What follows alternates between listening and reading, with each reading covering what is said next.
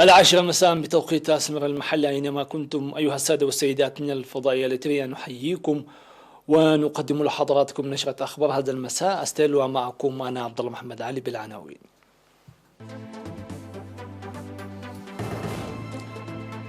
جهود لمكافحة الأمراض غير المعدية في الإقليم الأوسط.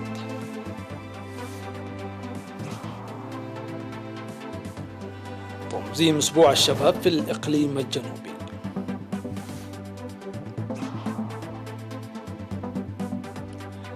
الدفعة الخامسة من دورة تأهيلية لكوادر تنظيمات الجبهة في أوروبا. إصابة جنديا سوريا بقصف إسرائيلي قرب دمشق. انطلاق أعمال قمة مجموعة العشرين في العاصمة الإيطالية روما. بريطانيا تهدد بتفتيش دقيق لسفن الصيد وبالدفاع عن مصالح بلادها. أهلا بكم إلى التفاصيل. إعلان وزارة الصحة. أعلنت وزارة الصحة أن الفحوصات التي أجريت اليوم السبت في مراكز العزل والفحص بأقاليم الجنوب وشمال البحر الأحمر والأوسط والقاش بركة أظهرت إصابة 15 مواطنا بكوفيد-19، وظهرت 6 من الإصابات في الإقليم الجنوبي، 5 منها في عدغيح وواحدة في دبروة، و5 إصابات في نغفة بإقليم شمال البحر الأحمر، وإصابتان في أسمرة بالإقليم الأوسط. كذلك إصابتان في أديبرة وعلي قدر بإقليم القاشبركة. في غضون ذلك شفيت 3 مواطنين من الإقليم الأوسط بعد تلقيهم الرعاية الصحية في المستشفيات. بهذا بلغ عدد المصابين بكوفيد-19 في البلاد حتى الآن 6831، شفي منهم 6727، ووفاة 45 مريضا، فيما لا يزال 59 يتلقون العلاج في المستشفيات. وزارة الصحة 30 من أكتوبر 2021.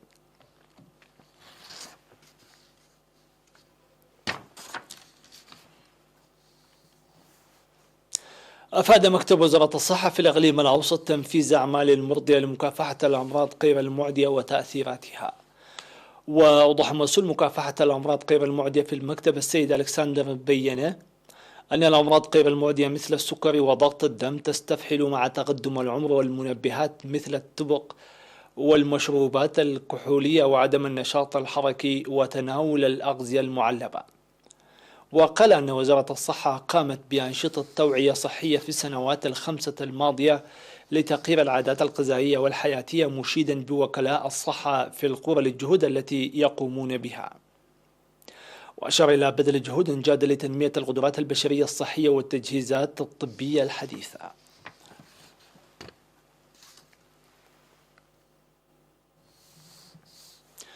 نظم في الإقليم الجنوبي أسبوع الشباب في الفترة من 4 وحتى 28 من أكتوبر بمناشط النفير التنموي والرياضة والبرامج الثقافية والتبرع الطوعي للدم. وأوضح مسؤول الاتحاد الوطني للشباب والطلبة في الإقليم الشاب قرماي قبرو في ختام الأسبوع الشباب يوم 28 من أكتوبر أن التحديات تتحول إلى الفرص بالإنتاجية، ويجب امتلاك المعرفة والمهن وأخلاق العمل لتخطي المرحلة الهامة بنجاح. وقال أن الشباب المتعلمين لديهم مسؤولية نقل المعرفة إلى أقرانهم غير المتعلمين، ويتطلب تنظيم مناسبات لسد الفجوة والتشاور. وأشادت سكرتير الجبهة الشعبية للديمقراطية والعدالة في الإقليم الجنوبي السيدة أمة نقوسي بمساهمة الشباب في البرامج الوطنية، وكرمت الفائزين في المسابقات الرياضية. هذا وقدمت الجوائز للفائزين في المناشط الرياضية فرديا وعلى مستوى الفرق، وشهادات تقديرية للمساهمين لمكافحة وباء كورونا.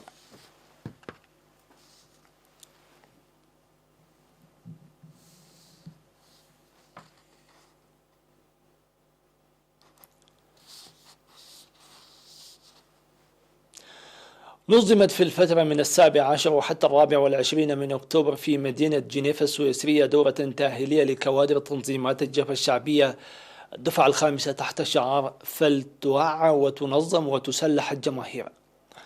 البرنامج السياسي الذي شارك فيه 60 دارسا من سويسرا والسويد وألمانيا وبريطانيا وإيطاليا وهولندا وفرنسا والنرويج، قدمت فيه سيمينارات حول ضرورة الفهم الجيد لأوضاع البلاد الراهنة والبرامج المستقبلية والآفاق التي نلج إليها وتمتين المهام الجماهيرية الآنية وتقوية التنظيمات الوطنية. وقدم مسؤول الشؤون السياسية في الجبهة الشعبية للديمقراطية والعدالة مستشار فخامة الرئيس السيد يمان قبرات بالتواجد شخصيا في جنيف قدم توضيحا مسهبا حول أوضاع البلاد الراهنة بالنظر إلى التطورات الإقليمية والعالمية وبرامج التنمية في المستقبل وتقوية الأعمال السياسية في الداخل والخارج، مشيرا إلى دور الكوادر القوية في بناء مجتمع قوي. من جهته قدم مسؤول الشؤون الاقتصادية السيد حقوس قبرهيوت بالفيديو الافتراضي توضيحا واسعا حول الرؤى الاقتصادية وسياسة الحكومة الإريترية وكذلك برامج التنمية والحملة الاقتصادية في إريتريا. كما قدم مسؤولو البعثات الدبلوماسية والشؤون الجماهيرية والأهلية القادمين من أوروبا وأمريكا برامج تعليمية حول مجالات متعددة. برنامج الدفعة الخامسة لدورات كوادر الجبهة في أوروبا هو برنامج مهم يهدف للتعزيز الفكري والأوضاع الراهنة للبلاد والفرص المتاحة في مرحلة السلام الجديدة والتصدي كضرورة مرحلية إلى جانب تقوية التنظيم والعمل الشعبي.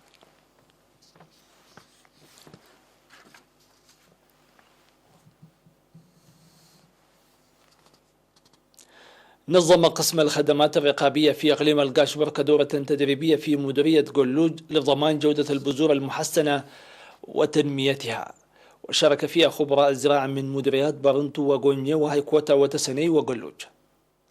وأوضح مسؤول مراقبة البذور السيد أبراهالي هيلا ميكائيل وخبير مراقبة جودة البذور السيد كستي أيوب أن جودة البذور تمر بعملية الإنتاج والتخزين والتوزيع، وعلى المهنيين الزراعيين توسيع الفهم في هذا المجال والعمل لرفع معرفة المجتمع عامة والمزارعين خاصة. وذكر المشاركون في التدريب بأن الدورة تدعم معرفتهم حول طبيعة البذور وسبل الحفاظ عليها وضمان جودة البذور والأبحاث. وقال مسؤول الخدمات الاجتماعية في مديرية قلوج السيد حقوس عند برهان أن التدريب جزء من جهود رفع الإنتاج الزراعي وإحداث تقرير نوعي.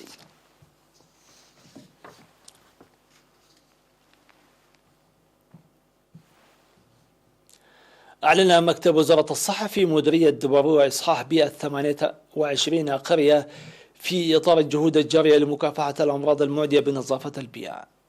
وأوضح مسؤول المكتب الممرض سراك دباس أن إصحاح البيئة المجتمعية يعمل به كمشروع منذ العام 2008، داعيا مدراء الضواحي ولجان القرى للعمل الجاد لإصحاح بيئة 54 قرية متبقية. وقال مدير مديرية دبرو السيد فرونجيل تخلى هيمانوت أن إصحاح البيئة المجتمعية يضمن نقاوة المياه ويكافح الأمراض المنتقلة عبر المياه، داعيا القرى المتبقية لتنفيذ البرنامج. سيداتي سادتي، نتوقف مع فاصل من ثم نوافيكم بالأنباء العالمية.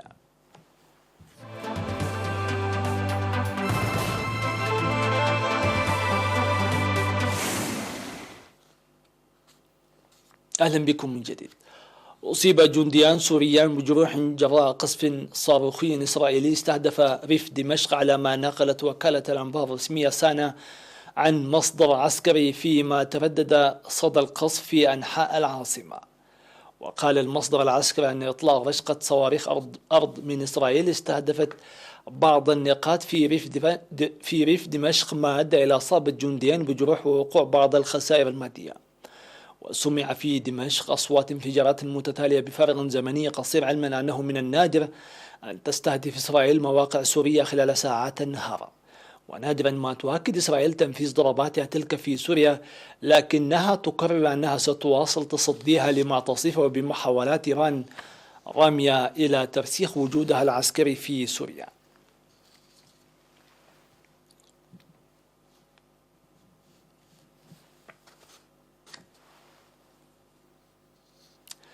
رحب رئيس الوزراء الإيطالي ماريو دراغي برؤساء دول مجموعة ال20 في مركز لانورفلا للمؤتمرات في روما، واجتمع قادة القوى الاقتصادية العالمية في أول قمة بحضور شخصي منذ تفشي جائحة كورونا. ويأتي على جدول أعمال القمة قضايا تغير المناخ والانتعاش الاقتصادي من آثار كوفيد-19 والحد الأدنى لمعدل الضريبة العالمي على الشركات. وركزت الجلسة الافتتاحية على الصحة والاقتصاد مع اجتماع على الهامش للقادة الرئيسيين لمناقشة الخطوات التالية بشأن البرنامج النووي الإيراني. وتأمل إيطاليا في أن تحصل مجموعة ال20 على الالتزامات الرئيسية من دول تمثل 80% من الاقتصاد العالمي والمسؤولة عن النسبة نفسها تقريبا من انبعاثات الكربون العالمية قبل مؤتمر الأمم المتحدة للمناخ الذي يبدأ غدا الأحد في غلاسكو باسكتلندا.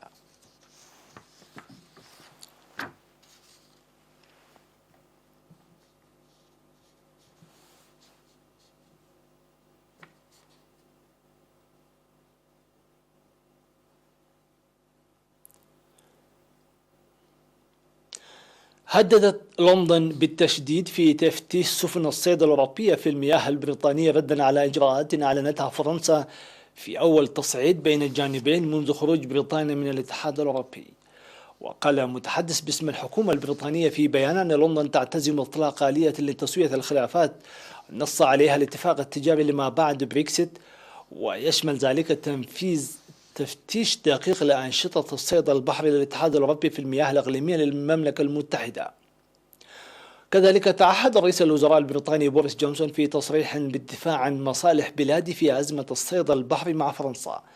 وتتبادل باريس ولندن الاتهامات بانتهاك الاتفاق التجاري لما بعد بريكسيت الذي تم التوصل إليه نهاية العام الماضي فيما يتعلق برخص الصيد في المياه البريطانية.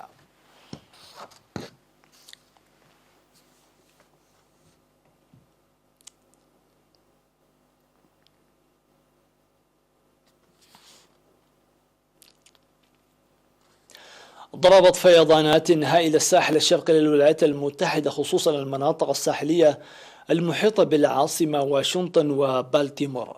وحذرت خدمة الأرصاد الجوية الأمريكية من أن المنطقة تشهد ما قد يكون أحد أكبر الفيضانات الناتجة عن المد في السنوات 10 إلى 20 الماضية. وأضافت أن الأضرار المسجلة في بعض الأماكن يمكن أن تكون الأضخم منذ إعصار إيزابيل في 2003. وصدرت تحذيرات عدة من حصول فيضانات ساحلية من فيرجينيا إلى وسط نيوجيرسي. وكانت ولاية كاليفورنيا شهدت أمطارا سجلت مستوى تاريخيا وتسببت في فيضانات متعددة بعد أشهر من الجفاف وحرائق الغابات التي باتت ظاهرة متكررة.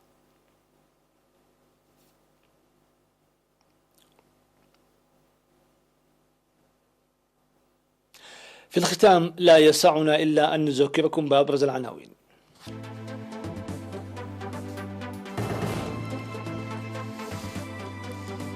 جهود لمكافحة الأمراض غير المعدية في الإقليم الأوسط.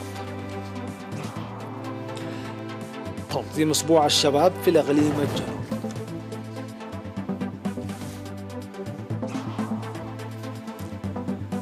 الدفعة الخامسة من دورة تأهيلية لكوادر تنظيمات الجبهة في أوروبا. إصابة جنديان سوريان بقصف إسرائيلي قرب دمشق. انطلاق أعمال قمة مجموعة ال20 في العاصمة الإيطالية روما. بريطانيا تهدد بتفتيش دقيق لسفن الصيد وبالدفاع عن مصالحها. في أمان الله وحفظه.